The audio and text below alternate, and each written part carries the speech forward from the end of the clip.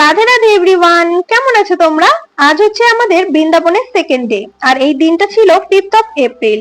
এই দিনে আমরা ঠিক কোন কোন মন্দিরে ঘুরছি সেগুলো চলো তোমাদেরকেও ঘুরে দেখাই। প্রথমেই যে মন্দিরটা দেখতে পাচ্ছ এটা হলো দানঘাটি টেম্পল। এখানে পূজিত হয় গিরি গোবর্ধন। আর গিরি গোবর্ধন কে সেটা তো তোমরা সবাই জানোই, তাই আর বললাম না। কিন্তু এই মন্দিরটিকে দানঘাটি কেন বলা হয় চলো তোমাদের সাথে একটু শেয়ার করি ছোট্ট করে। যতটুকু আমি জানি, দানঘাটি কথাটার মধ্যেই কিন্তু উত্তরও লুকিয়ে আছে।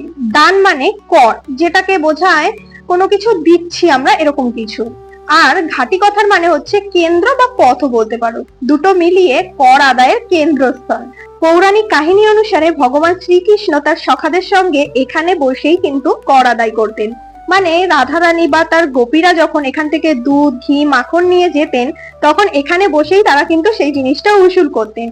সেই জন্যই এই জায়গার নামকরণ করা হয় দান ঘাটি, মানে কর আদায়ের কেন্দ্রস্থল। প্রথমেই মন্দিরের মধ্যে ঢুকে তোমরা যে ছোট্ট একটু পাহাড়ের মতন দেখতে পারলে, ওটাই কিন্তু গিরি গোবর্ধন, আর ওটাকেই পুজো করা হয়। গিরি গোবর্ধনের কেউই নয়, ভগবান শ্রীকৃষ্ণ, সেটা আমরা সকলেই জানি। আর এখানে কিন্তু প্রত্যেকটা খণ্ড, ছোট ছোট সমস্ত কিছুই ভগবান হিসাবেই তাকে পুজো করা হয়।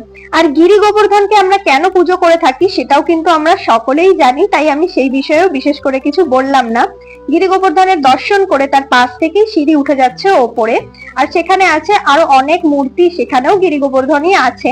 তো চলো তোমাদের সাথে সেগুলো ঘুরে দেখাই। এইটা হলো ওপরের অংশ, আর গিরিরাজ নিচে বেসমেন্টে রাখা আছে। তো এখানে আরো অনেক দেবতার মূর্তি আছে, তোমরা সবকিছু দর্শন করো। আমি আগের বারেও যেহেতু বললাম এসেছি এখানে, এগুলো আমার সব দর্শন করা হয়ে গেছে।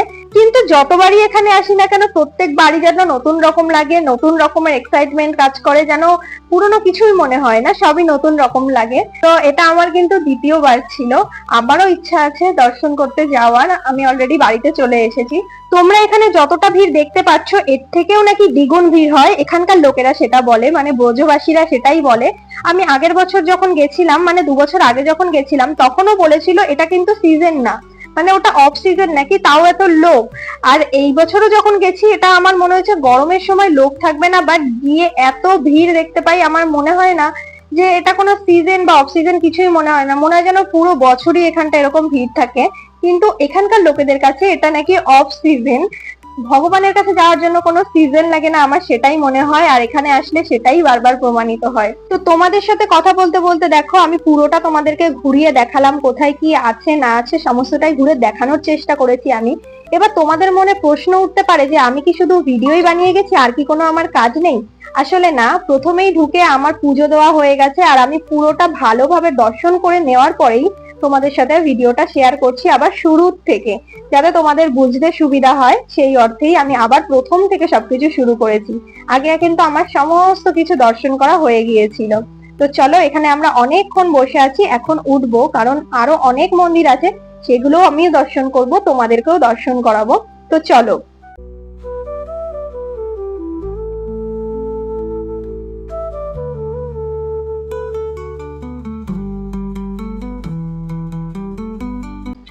এখন আমি তোমাদের সাথে যেই মন্দিরটা দর্শন করাচ্ছি সেটি হলো মানসী গঙ্গা।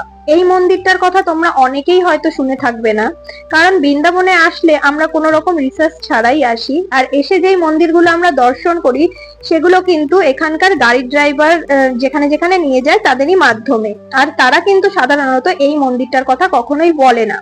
এই মন্দিরটা পড়ে গিরি গোবর্ধনের পরিক্রমা মার্গে। গিরি গোবর্ধনের যে 21 কিলোমিটারের পরিক্রমা মার্গ আছে, তার একদম শেষের পর্যায়ে সমাপ্তি পথে এই মন্দিরটা পড়ে। এই মন্দিরটা হলো মানসী গঙ্গা মন্দির। এখানে ভগবান শ্রীকৃষ্ণ মা গঙ্গাকে আহ্বান করে এনেছিলেন সরোবর রূপে। বৃন্দাবনে যেহেতু যমুনা নদী অবস্থিত, তাই পুরাকালে মা যশোদা আর নন্দ মহারাজ গঙ্গা স্নানের তীব্র ইচ্ছা জানায়। সেই সময় ভগবান শ্রীকৃষ্ণ তার যোগ শক্তি বা মনের শক্তির দ্বারা মা গঙ্গাকে এই স্থানে স্থাপন করেন, যাতে তারা গঙ্গা স্নানের আনন্দ উপভোগ করতে পারে। অন্যদিকে আরো একটি কাহিনী আছে, যেখানে বলা হয় ভগবান শ্রীকৃষ্ণ বক্রাসুর নামক এক রাক্ষসকে বধ করেছিলেন, যিনি ছিলেন বাছুরের রূপে।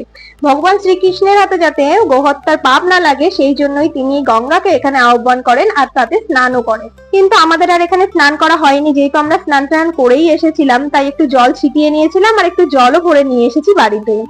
এখান থেকে বেরিয়ে আমরা জানো তো আরো অনেকগুলো মন্দিরে গেছিলাম, কিন্তু সেগুলো কেন জানি না ক্লিপই আমি খুঁজে পাচ্ছি না। এখন এডিটিং করতে বসে দেখছি একটা ক্লিপও নেই। আরো অনেকগুলো মন্দিরে গেছিলাম, চাকলেশ্বর মহাদেবের মন্দিরে গেছিলাম, যেটা আগের বারে যেতে পারিনি, ভিডিও করেছিলাম, বাট সেগুলো এখন খুঁজে পাচ্ছি না, খুবই খারাপ লাগছে, কিন্তু যাই হোক কিছু করার নেই। এখন তোমরা যে মন্দিরটা দেখতে পাচ্ছ এই মন্দিরটার নাম হলো কুসুম সরোবর। এখানে ভগবান শ্রীকৃষ্ণ রাধা রানীকে চুল বেঁধে দিয়েছিলেন। এটা আমি জানতাম না, এখানেই একজন প্রভু বলছিলেন আর আমি সেটা শুনেছি, তাই জন্যই তোমাদের সাথে শেয়ার করতে পারলাম। খুব সুন্দর ছিল এই মন্দিরটা জানো তো, আর পরিবেশটা খুবই সুন্দর ছিল। কিন্তু কাল হঠাৎই আমার শরীর খারাপ থাকার কারণে আমার একদমই ইচ্ছা ছিল না আজকে বেরানোর, বাট এই বয়স্ক দুজনের দায়িত্ব ছিল আমার মাথার উপরে, সেই জন্যই আমাকে বাধ্য হয়ে বেরাতে হয়েছে। আমার মুখ চোখের অবস্থা দেখে তোমরা বুঝতেই পারছো একদম এনার্জি ছিল না। তাও যে আমি বেরিয়েছি এই অনেক, ভগবান যে আমাকে এতটা শক্তি দিয়েছে এই রোদ্দুরের মধ্যে বেরানোর, সেটাই অনেক বড় কথা। আরো অনেক মন্দির এখানে দর্শন করার ছিল, ওদেরকেও দর্শন করানোর ছিল আমার, কিন্তু এইবারে কিছুই হলো না। যাই হোক, আবার যাতে নেক্সট টাইম আসতে পারি সেই জন্যই হয়তো এটা রাধারানীর ইচ্ছা, জানি না কি বিষয়, তবে আমার দৃঢ় বিশ্বাস যা হয় সবই তারই ইচ্ছা। এইবারে হয়নি, হয়তো আমি নেক্সট টাইম আবার আসতে পারি সেই জন্যই। তো আমার তাতে একটুও কোনো দুঃখ হয়নি। তো আজকের মতন ভিডিওটা এতটুকুই। তোমাদের কেমন লাগলো অবশ্যই আমাকে জানিও। আর প্রতিদিনের মতন আজকের দিনটাও আমি রাধাকুণ্ডতে এসেই শেষ করছি, কারণ আমাদের রুম থেকে রাধাকুণ্ডের দূরত্ব ওই 3 থেকে 4 মিনিটের মতন। তো আমরা প্রতিদিনই এসে এই জন্য রাধাকুণ্ডতে এসে একটুখানি বসে থাকি, একটু নাম করি, কারণ এখানে সবাই নাম করে, গীতা পাঠ করে, যেটা দেখতে শুনতে খুব ভালো লাগে। তো তোমাদের ভিডিওটা কেমন লাগলো অবশ্যই জানিও। নেক্সট ভিডিও আসছে খুব তাড়াতাড়ি। টাটা, রাধে রাধে।